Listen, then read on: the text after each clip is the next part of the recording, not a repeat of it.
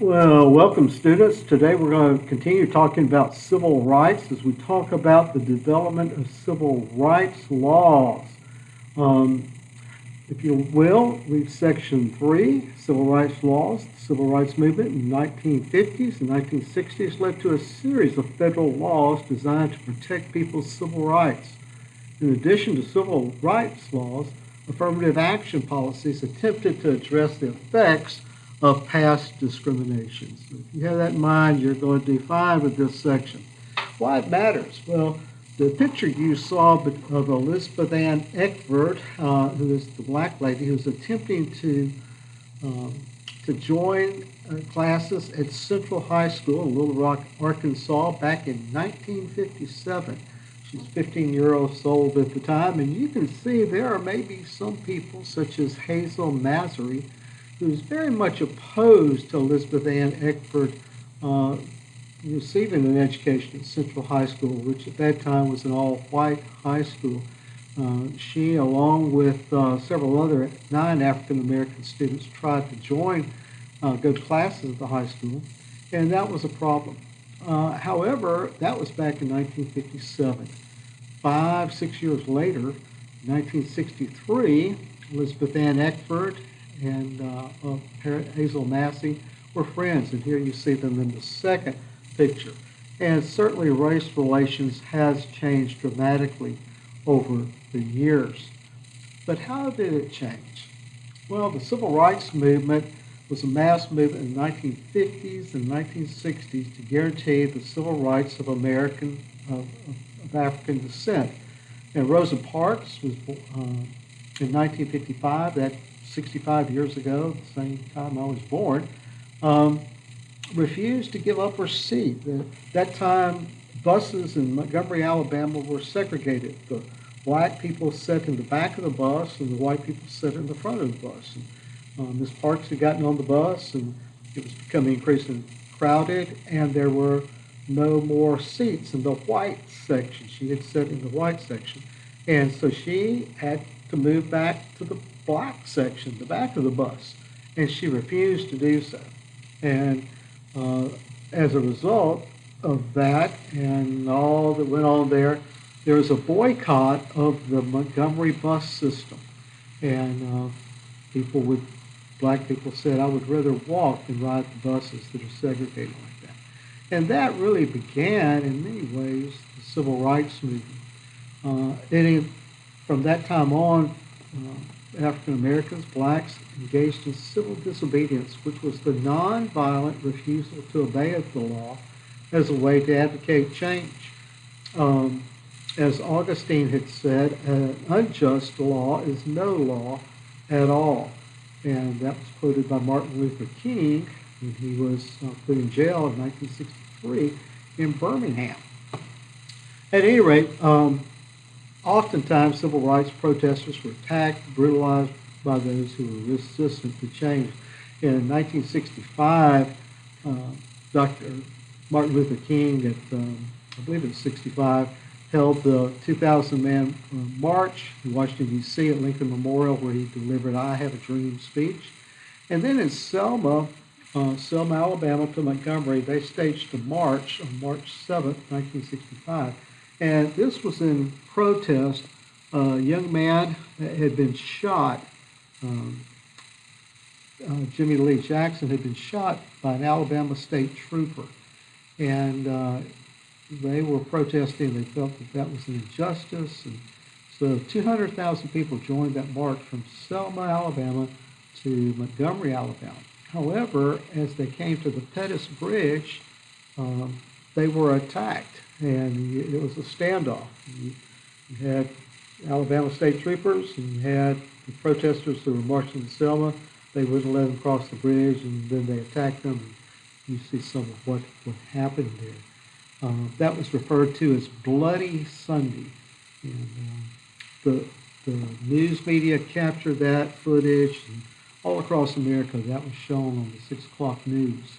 And so all of Americans saw the atrocities, and so people shouldn't be treated that way. 2 weeks later, Selma to Montgomery march occurred without incident. And but that was kind of how the civil rights movement gained its impetus. Federal laws, there were new laws that came as a response to the civil rights movement, transformed the legal protection of everyone in the country. Civil Rights Act of 1957, 1960, but all of these were limiting to governments could not discriminate based on race and things like that. Um, and they had to wait for a court case to come up to kind of deal with it. But the Civil Rights Act of 1964 passed by Congress. It banned discrimination based on race, color, religion, sex, or national origin in voting, employment, and public accommodations. An age was added in 1967, so you couldn't be discriminated against based on your age. Federal funds could be cut off from any program that allowed discrimination. And this was passed under the authority of the Commerce Clause. And he said, now I can understand governments saying to government agencies, you cannot discriminate. But what gave the government the right to tell a private business owner that he could not discriminate? How do you do that? Well, this is a very important case, Heart of Atlanta Hotel versus U.S. The Heart of Atlanta Hotel was right where interstates converged in downtown Atlanta. You think of 85, 75, I-20, and all those roads coming together in the heart of Atlanta. It's where the hotel was located. And they wanted to serve who they wanted to serve. If they wanted to discriminate and refuse service to blacks, then they felt that they had the right to. Well, the case went all the way to the Supreme Court, and the Supreme Court held that the Commerce Clause of the Constitution allowed Congress to regulate local incidents of commerce.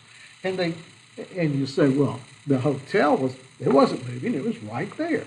Yeah, but they had people who traveled from Alabama, from South Carolina, from Tennessee, from Florida, who would come there and would stay on their way to other places. And so that was interstate commerce, and according to the Constitution, Congress is allowed to regulate that. So that may be stretching it, but that's what they decided. And then the voting rights laws. Southern states used a variety of methods to keep African Americans from voting. Grandfather clauses, poll taxes, literacy tests, white primaries. And the 24th Amendment banned the use of poll taxes. And of course, a poll tax is a tax that's levied on someone who would come to vote. And it usually may be $5, but $5 to a guy who makes, $100 a month, that's a lot of money. So, and then that was followed up with the Voting Rights Act of 1965 that banned literacy tests, targeted places like Georgia known for their discrimination, gave the federal government the power to approve changes to voting laws and to take part in registering people to vote and monitoring the elections. And this was happening all throughout the South, Mississippi, Alabama, places such as that. And then the Supreme Court in 2013 ruled that the portion of the law requiring federal government's approval to change voting laws was unconstitutional. So they stepped it back just a little. The effects of these new federal laws, the federal government was empowered to stop states and individuals from discrimination. African Americans now had an ally in their fight for equal rights, the federal government.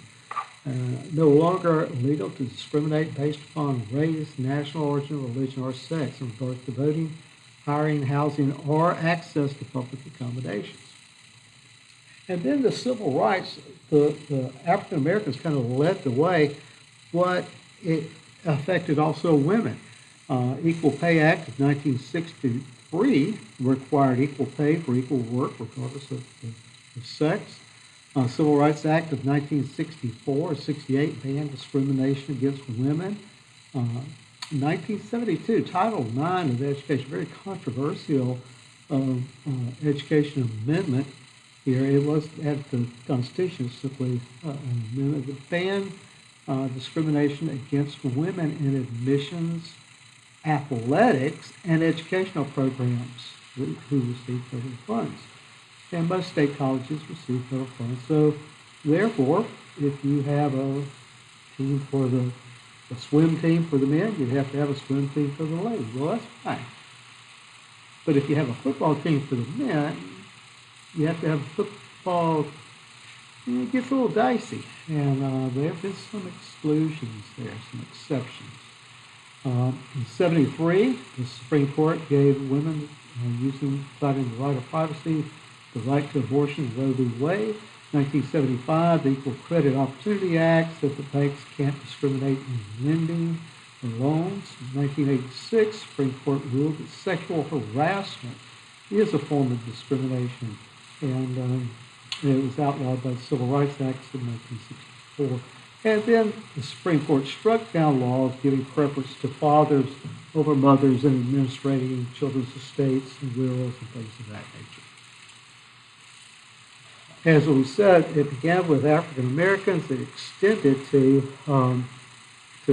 women and then Hispanics. Menendez versus Westminster, California's segregation of Hispanic students was ruled illegal in 1946. Hernandez versus Texas said the Equal Protection Clause of the 14th Amendment applied to Hispanics and other racial groups as well. And Keyes versus Denver School District, Supreme Court ruled that de facto segregation of Hispanics in public education was unconstitutional. Just because this was a black neighborhood, and it happened to be predominantly black, and so they went to the elementary school in that neighborhood. You can't have that. You've got to bus them. So it was, the 70s were a mess. And then in 1975, the Voting Rights Act was expanded to require that ballots be printed in Spanish and other languages in communities that have large numbers of non-English speakers. So all of these laws were being passed. 60s and 70s were very much a time of civil changes, civil rights being extended. Native Americans, they extended also to Native Americans. The AIM used aggressive sit-ins, symbolic protests to bring attention to the civil rights of Native Americans, and even go so far as to occupy the Bureau of Indian Affairs. And they received some assistance in the Indian Self-Determination Education Assistance Act of 1975, allowed Native Americans more control over funds for their communities. And then in 1978, religious freedom, the American Indians had the right to practice their religion just as others throughout the United States. Extended also now to people with disabilities. 1990, Americans with Disabilities Act, you want to know that, it prohibited discrimination against people with disabilities. We have an elevator right here behind me in the school building that is here because of that particular act of Congress.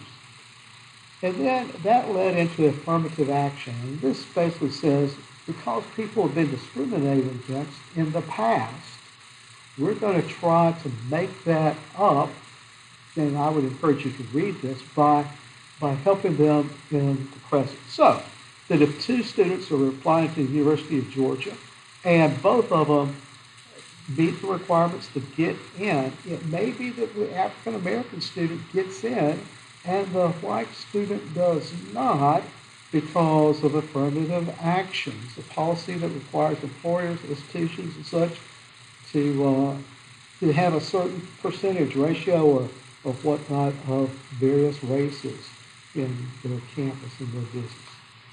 And that began in the early 1960s and required businesses to contract federal government, any entity dealing business with the federal government had involved in affirmative action.